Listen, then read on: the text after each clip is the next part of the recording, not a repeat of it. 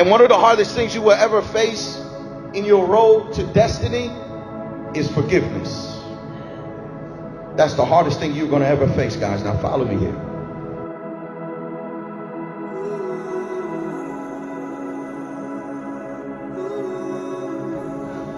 Why do marriages end in divorce? Why do family members stop speaking to each other and completely cut each other off? How can two childhood friends grow up together and can't stand being in the same room with each other and have a passion or a hatred towards each other? How come people leave churches and be upset and become church hurt? It's all because of offenses, guys. All because of offenses. Offenses has a toxicity to it, a pollution, if you will, that if it's not properly dealt with or expelled from the heart, it will seep down into your soul, poison your personality, and entrap your mind, your will, and your emotions. Offenses, if they're not properly dealt with, they will rob you of your peace. They will rob you of your joy. They will rob you of your faith. This is why the disciples said, increase our faith.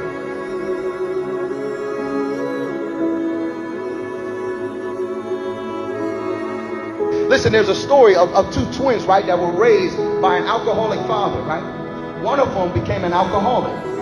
And they told him, they said, you know, why are you an alcoholic? You're just like your daddy. Why are you alcoholic? He said, it's because I was raised as an alcoholic. The other twin never touched the drink in his life. And they say, that's kind of ironic. Why haven't you even touched a drink?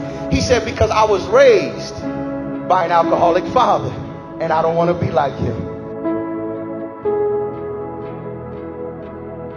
It's not what happens to you that matters the most, but what happens inside of you that matters the most. The enemy came to kill, steal, and destroy. He wants to ruin your peace. He wants to ruin your joy. He wants to ruin your mental and emotional well-being. Are you hearing what I'm saying?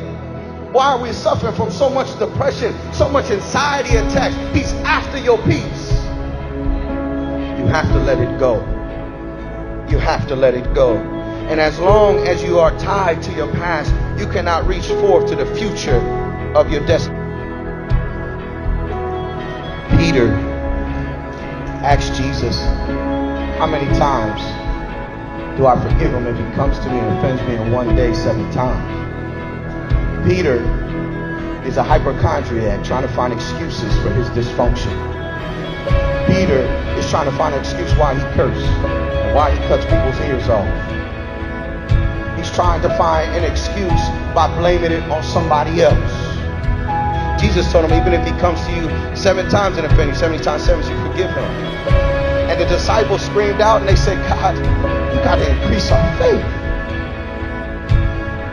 I'm not saying what you've been through has been easy. I know. It takes supernatural power to let some things go in your life, to let go of all the abuse and all of the confusion. Believe me, I know God knows it more than anybody. And I'm not saying what you've been through means nothing. He knows where you are. He knows about your condition. He knows who walked out of your life and who left you. He knows who rejected you, who abused you, who betrayed you, who talked about you. He knows everything. But there comes a point in your walk where you have to ask God to give you faith.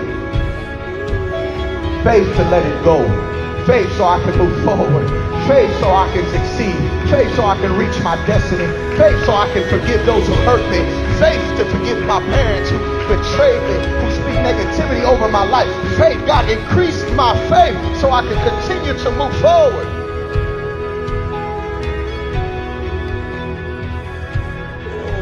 I'm not saying what you've been through has been easy. And I'm not saying that what you've been through you can just forget overnight. But I am saying that you got to stop making that as an excuse for you not to move forward. There comes a time where you have to let it go. The trap, they're living their life, right? They're living their life. They offended you, they hurt you, but they're still moving forward. You're the one caught in ruins. You're the one caught in trap. You have to let it go. Forgiveness is the hardest thing you will ever face in your journey. But forgiveness is not for them. Forgiveness is for you. Forgiveness is for you.